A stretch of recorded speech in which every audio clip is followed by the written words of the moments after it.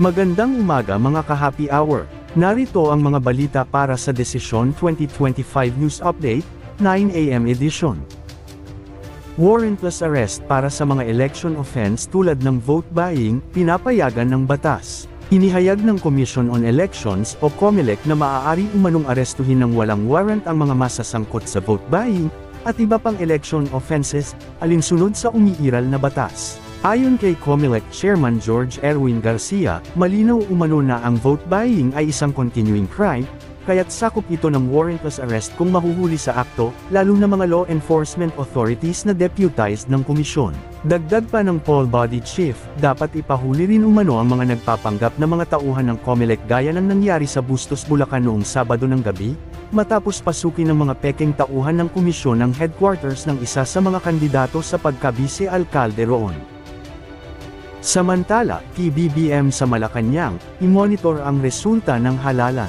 Pabalik na ng Maynila na si Pangulong Ferdinand Marcos Jr. matapos bumoto kaninang alas 7 ng umaga, sa kanyang presinto sa Don Mariano Marcos Elementary School sa Batac, Ilocos Norte. Ayon sa Malacanang dito na sa Maynila, imomonitor ni Pangulong Marcos ang proseso at resulta ng halalan. Una nang hinimok ng Pangulo ang publiko na makiisa sa halalan, at gamitin ang karapatan sa pagboto. Umapela din ito sa mga kandidato, pro-administration man o katunggali na makiisa, para maging maayos, mapayapa ang halalan sa buong bansa.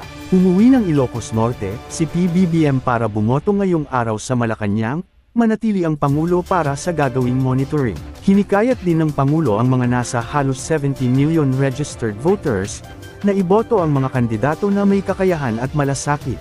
Ayon sa Commission on Elections o COMELEC, may kabuuang 18,280 na pwesto na sumasaklaw sa 14 na iba't ibang posisyon mula senador hanggang municipal councilors, ang nakahanda sa mahalagang pambansang kaganapang ito.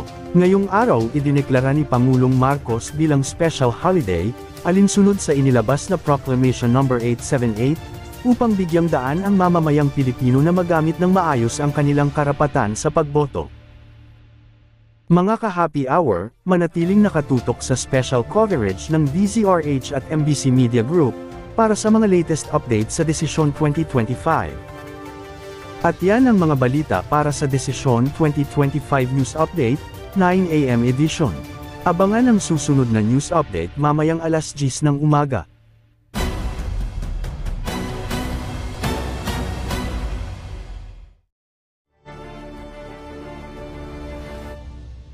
Mula radyo, TV, at online. Sama-sama tayo sa 12 ng Mayo.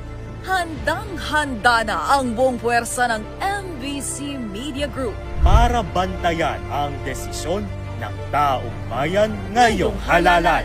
Desisyon 2025 Election Coverage. Una sa Pilipinas. Una sa Pilipino.